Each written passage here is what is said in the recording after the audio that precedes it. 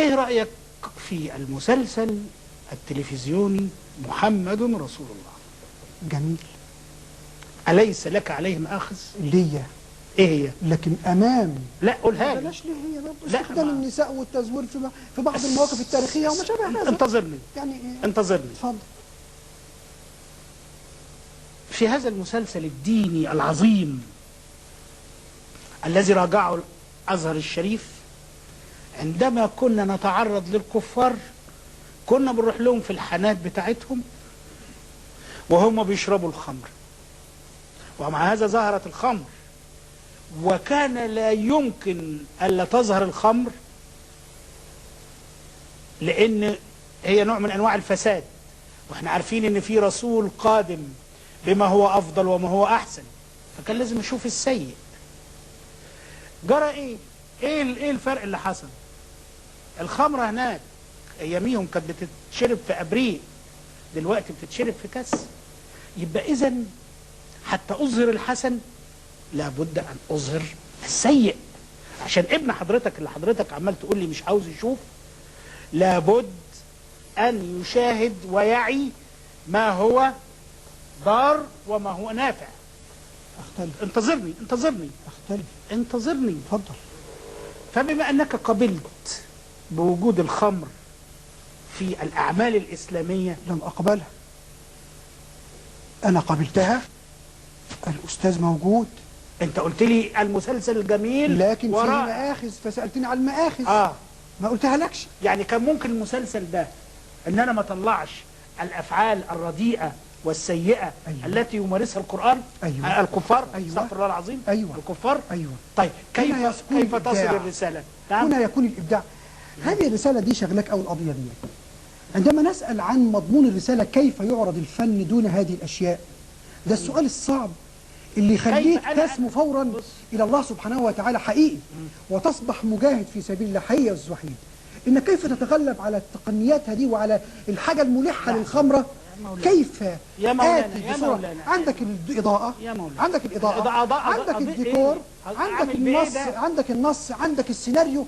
اعمل لا بس لا الحاجات دي كلها انت اتصرف. دي مسؤوليتك انت كفنان. بص عايز تخدم ايه؟ خد بالك. وحضرتك انا الغاية عندك الا تفعل شيئا يغضب الله. ما هو استنى، انا ما بغضبش الله. لا انا ما قصدكش على ما تفعله، انا قصدي اقول ان انت بتقول استنى. كيف اخرج من هذا المأزق. فانا بقول لك هذه هي قضية المسلم، الممثل المسلم، كاتب السيناريو المسلم. كيف يعصر دماغه؟ ازاي اجيب الصورة من غير الرسول صلى الله عليه وسلم مش موجود؟ لحظة واستطعتم لحظة واحدة فيلم من غير صورة الرسول. لحظة واحدة. جبنا الصحابة من غير صورة الصحابة. الخمرة دي قدرتوا عليها؟ اديني اجابة. قدرتوا عليها؟ بتاعت ايه؟ لانكم مبدعين بالفعل، انكم ما تجيبوا صورة الرسول ولا صورة الصحابة لان اظهر منع ذلك. لا ده هنا وقدرتوا كيفتوا نفسكم وطلعتوا المشهد. لا ولما تيجي الرقابه تقول لك ايه، شيل الجزء ده. لحظه لا بتشيلوه حضرتك ما تقلبش الحقائق بقى. لا سيبني بقى اتكلم على قدراتكم الابداعيه. لا مش قدره ابداعيه ممكن تسخروها. طب ما نسمع استاذ وحيد يا استاذ ابو اسلام. اتفضل يا استاذ وحيد. اتفضل. مش قدره ابداعيه، حضرتك تقول قدره ايمانيه.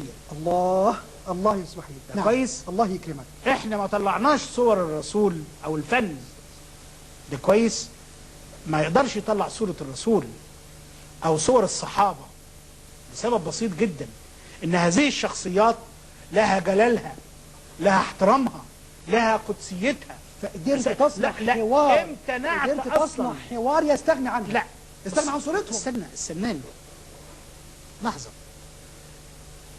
احنا نحط الاشياء في اماكنها الحقيقية. القضية اقل من خلاص. ذلك يا وحيد. انا بقول لحضرتك زي ما استطعت حصل بحرفيتك الفنية مش وخبرتك الفنان انه يستغني، يأتي باسم الرسول وقول الرسول صلى الله عليه وسلم في حوار دائم ومتكرر دون استخدام الصورة. فانا بقول يمكن ان نصور حانة الخمر دون خمرجية ودون شرب الخمر ودون عايز افهمها دي يا استاذ ابو اسلام. فاهمها لنا انت بقى. لست انا المتخصص في هذا. لا ما هو احنا كمان ما هو ده بس حضرتك قلت لي ان انت بتكتب. ايوه نعم. بس ما اقدرش الف يا اخوانا. لا ده مش تاليف، ده سيناريو. احنا بنتكلم في حل فني للقضيه اللي حضرتك بتطرحها. هدخل بالكادرات بتاعتي على صورة الخمر، على الطقوس، ظهر على ايوه ظهر. ماشي خلاص. لكن لا اروح الى جسد امراه رقاصه ولا طبل يعني انت ومزيكا ابحت ومش الخمر، عارف ايه. ابحت الخمر طب وصلنا بحاجه يعني انت خلاص كسبتها. كسبتها. لصالح مين؟ مش لصالح مين؟ لا لازم تكون لصالح حد. لصالح التنفير منها. لا لصالح انك جاي حاططها لي بقى في وجه طيب ولا في وجه شرير. هنا برضو الصوره بتاعتك اللي تحدد، وانت داخل على الخمره مزينها لي وحاططها لي في تلج ومش عارف ايه، ولا حاططها كشيء موبوء ومقزز. سؤال يا استاذ، واللي بيشربها انا يقع راضي في الارض. طيب سيبك بقى من ده كله. انا راضي ضميرك، انا راضي ضميرك. يعني ايه نسيبنا بقى من مساله يعني ايه احنا نتكلم بهدوء. لو حضرتك مروح بيتك الساعه 12 بالليل وفي الشارع لقيت واحد ماسك ازازه خمره وماشي يتطوح ويتكعبل ويقول انا جدع، بذمتك ما هتقول ربنا يكفيني الشر وان انا ما اكونش في الموقف اللي زي ده؟ موقف زي ده اخاف اقول كده لا متطرف. استنى لا لا لا لا لا احنا مش عاوزين استاذ ابو اسلام والله استاذ ابو دلوقتي اسلام انت كل لا الفن شغال. لا لحظه بقى، لا خلينا موضوعيين. كل الفن شغال خمره، فلما انا ارفض هذا الخمر خلينا موضوعيين. انا ما بدعوش اولا، انا ما بدعوش اولا لانتشار الخمر. استاذ وحيد لما تقدم الخمر بصوره جذابه بهذه الصوره في ايد امراه، فين الجاذبيه اللي هنا؟ اسمعني، في ايد امراه فنان. طيب في فيلم يعني انا بسالك فيلم الافلام كاس فيه خمر وكاس فيه سيجار، يقول له السيجار بكام؟ يقول له ب 40 جنيه. ليه؟ لانه كان ملفوف على فخد النسوان. ده حقيقه. بتزين انت الان. بص ايوه بص حضرتك تزين الان للشباب. يا استاذي اسمعني، جاوب الاول على سؤالي. ثلاث اولاد يا استاذ وحيد. عندي الحمد لله. طيب يا استاذ وحيد، طيب يعني ارجوك بس جاوب على سؤالي. اتفضل. انا سؤالي الاول بس انت ما بتسالش. بقول لحضرتك لو شفت راجل ماسك ازازه خمره وماشي في الشارع يتطوح، ده يحببك في الخمره ولا يكرهك فيها؟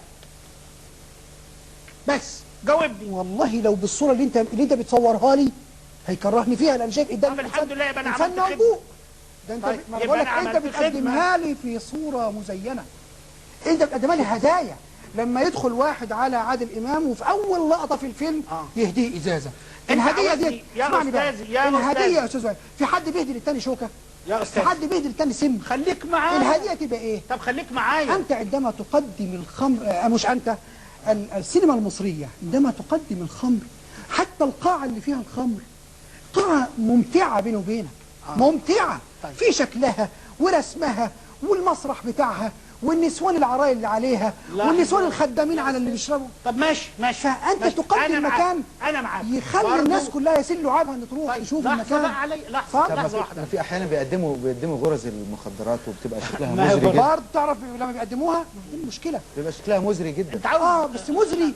في فيلم كان فيه فيلم قريب، في مليون فيلم يا استاذ. لا ايوه بيقدموها ايه زي الواد في حاجه قريبه قوي بتاع العائله. لا مش مهم مهم فين، لكن يعني احنا بنتكلم على المبدا. العائله صوره هذا العائله ما كانش فيها خمره خالص. ما اقصدش يا اخي العائله. انا بتكلم في فيلم اللي هو كان في الشارع الجديد. الشارع الجديد ده مسلسل تلفزيوني حضرتك. فكان في واحد خمرج تحس بالفعل ان المكسب معاه من بدايه الوقت لنهايته. كل نهايته اتضرب ولا مش عارف ايه، لكن طول المسلسل اللي مش عارف شهر ونص تقريبا الخمرجي ده هو اللي معاه القرش، هو اللي معاه الفلوس، هو اللي بيلبس، واصحاب المبادئ في فقر مدقع. انا ده اللي بتكلم يا استاذ وحيد. بالفعل ممكن استخدم الخمر، خلاص هتنازل زي ما انت بتقول وكسبت انتصار مره ثانيه، لكن استخدمه علشان ما يبقاش هو الاساس في العمل. طيب انا بحترم حضرتك في وجهه النظر، بس ارجوك اسمعني بهدوء. نهائي اتفضل.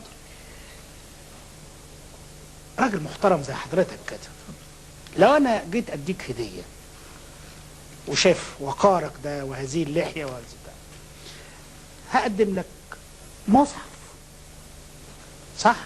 هقدم لك شيء له قيمه، مثلا كتاب، قطعه ملابس مثلا. انما لما يجي شخص فاسد يهدي شخص فاسد، اما يجي لص بنوك او واحد من المختلسين. انت صادق في الكلام ده يا استاذ وحيد؟ نعم. انت صادق في الكلام اللي بتقوله؟ ايوه. الله، لما تجيب لي نجم، هو نجم انسى هو البطل. فرق يا سيدي. احنا انت راجل صاحب الابطال. لا لما يبقى البطل هو اللي بيهدي والبطل هو